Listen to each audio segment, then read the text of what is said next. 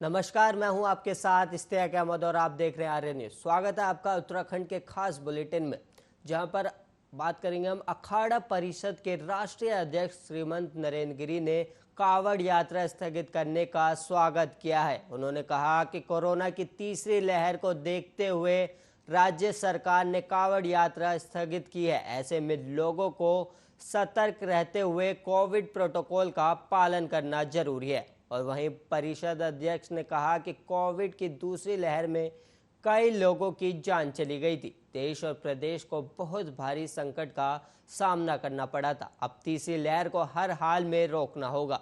कावड़ यात्रा रोकना लोगों का जीवन बचाने के लिए जरूरी है। और उन्होंने कहा कि कावड़िए अपने गांव के शिवालय में ही जलाभिषेक करें। घरों में भी जलाभिषेक के लिए शिवलिंग की स्थापना की जा सकती है। और वहीं शामपुर थाना के तहत आने वाले 2 बॉर्डरों से शनिवार को भी कई भारी वाहनों को लौटाया गया है। और वहीं आपको बता दें, थाना प्रभारी अनिल चौहान ने बताया कि बॉर्डर पर लगातार चेकिंग की जा रही है। आरटीपीसीआर नेगेटिव रिपोर्ट न होने पर लोगों को वापस भेजा जा रहा है। कावड़ मेला स्थगित होने के बाद पुलिस ने बॉर्डर पर सख्ती कर दी है, जिसके चलते शनिवार को यूपी से आने वाले 5 ट्रैक्टर ट्रॉलियों, 4 छोटे लोडर वाहन और एक प्राइवेट बस को वापस भेजा गया है। इसके साथ ही जिनके पास आरटीपीसीआर नेगेटिव रिपोर्ट और ऑनलाइन रजिस्ट्रेशन नहीं था, उन्हें भी वापस भेज दिया गया है।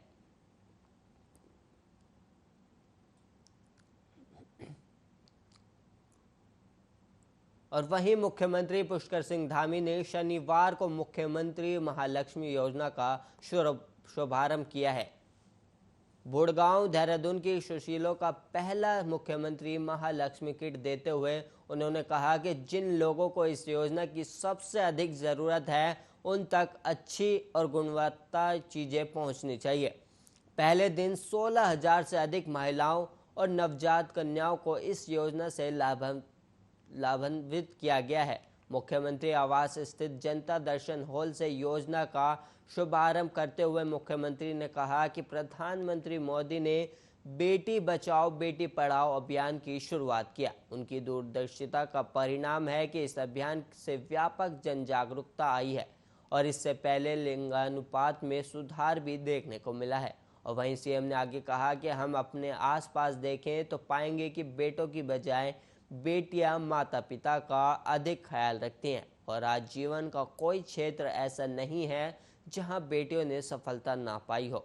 और उन्होंने कहा कि नंदा गौरा देवी कन्यादान योजना बेटियों को प्रोत्साहित करने की महत्वपूर्ण योजना है और सरकार जल्द ही मुख्यमंत्री वात्सल्य योजना लॉन्च करने जा रही है। कार्यक्रम में विशिष्ट अतिथि महिला सशक्तिकरण और बाल विकास मंत्री रेखा आर्य ने कहा कि बेटियों को आगे बढ़ाने के लिए हमें दोहरी मानसिकता को खत्म करना पड़ेगा। प्रकृति और संविधान ने समानता का संदेश दिया है। बेटियों को प्रोत्साहित करना बहुत जरूरी है। और उन्होंने आगे कहा कि महिला और पुरुष का समाज में समान महत्व है। भेदभाव की सोच को हमें खत्म करना होगा।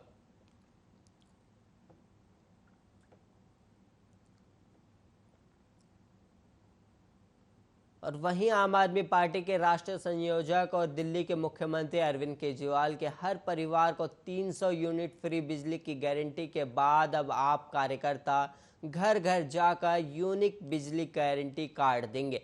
इसके लिए शनिवार को आपने यूनिक बिजली गारंटी कार्ड रजिस्ट्रेशन अभियान की शुरुआत की गई है। और वहीं आप प्रदेश प्रभारी दिनेश मोहनिया और कर्नल अजय कोटियाल ने 17 विधानसभा क्षेत्रों के लिए 350 वाहनों को हरी झंडी दिखाकर रवाना किया। हरिद्वार बाईपास स्थित एक होटल में पार्टी कार्यकर्ताओं को यूनिक बिजली गारंटी कार्ड की ट्रेनिंग दी गई।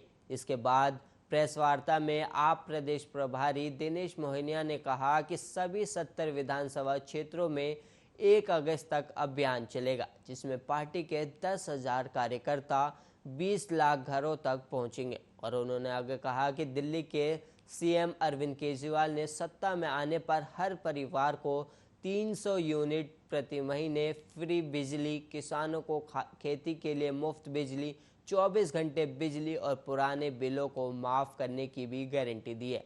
इन 4 गारंटी को लेकर पार्टी कार्यकर्ता घर घर जाएंगे।